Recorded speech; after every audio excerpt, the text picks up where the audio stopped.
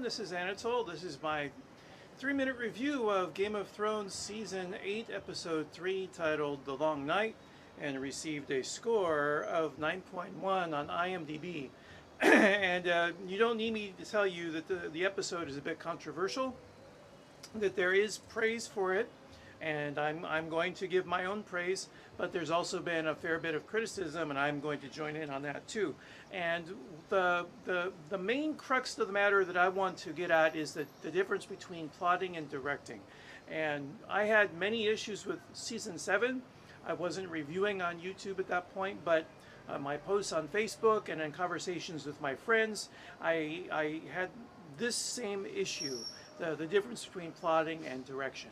Because now that the source material, the novels, has been exhausted, it is left to the showrunners, David Benioff and D.B. Weiss, to fill in the plotting.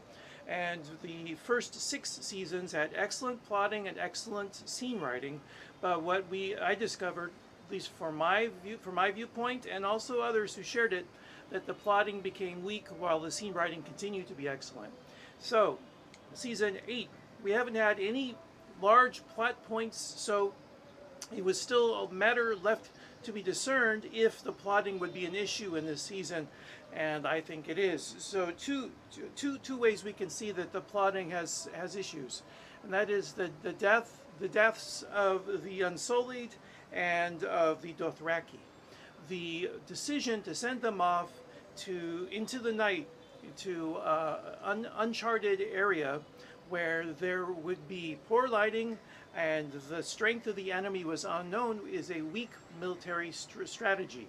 And because the plot needed for the Dothraki to be killed, I imagine because it's going to be an issue later on in episode 4 with Daenerys, that she has no army anymore. Her Unsullied are gone, her Dothraki are gone. That's why they made that decision, not because it was the wise thing to do.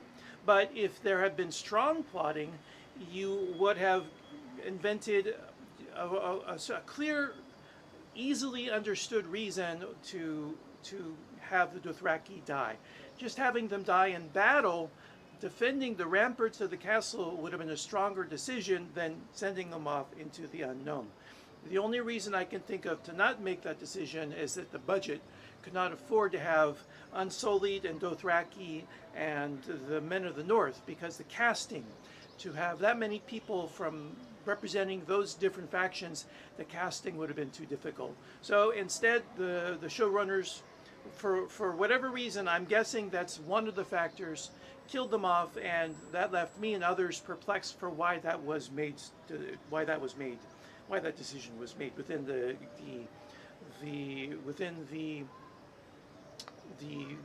logic of the series, the world.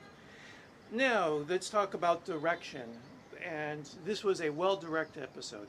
It was easy to watch it and not begin to see the plot holes or logic holes till after the episode was finished, and there were several reasons for that. One was the tonal shifts, that the episode was able to do 3 major tonal shifts, and this is discussed in the behind the scenes, that we are given a section of suspense, we are given a middle section that is horror, and then a last section that is action.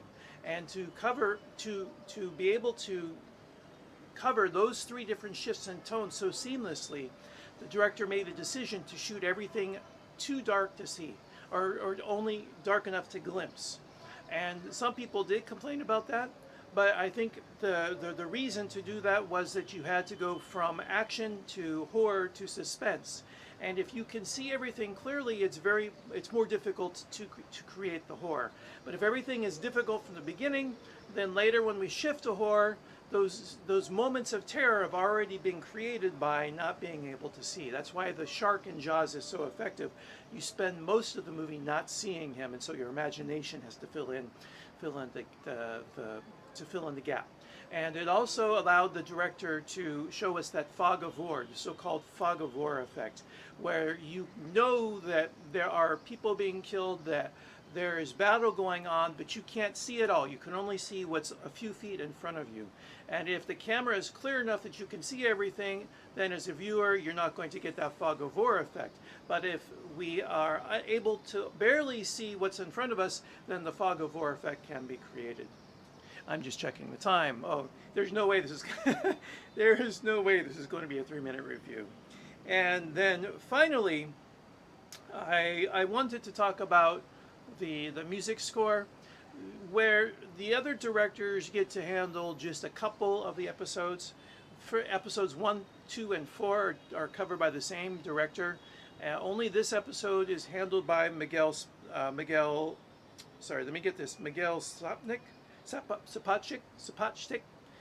Miguel Sapochnik. The scores of the whole series is handled by the same person. The score of the entire season is handled by Ramin Djawadi, and so the new themes and the bold scoring choices he made in this episode, he had to handle 5 other episodes for this season. So it's hats off to him. The piano score at the end that helped us transition into the final conflict with the King of the Night, because it was only the second time in the series where he used the solo piano score, the first one being at the end of season 6. It let the viewer feel and know that something new and significant and different was about to happen. So by being able to use an element, to withhold an element from the series and then draw that in for a particularly strong moment, that's a very sophisticated choice from the composer and very effective. So that's it. Again, very conflicted. I love the direction of the episode, but from season 7 through 8, I've had many problems with the decisions of the showrunners, and I know I'm not the only one. I want to point out Angry Joe was the first vocal person to comment upon these decisions, and I'm hoping that episodes 4, 5, and 6 will more fully represent the series in the way that season 6 did, and not so much the decisions of season 7 and 8. Okay, that's all for now. Whew, much longer than I thought, but quite a special episode. At the end of the day, a very special episode, and one I think is going to be recalled in the future when other feature films, not just series feature films, want to stage an epic battle.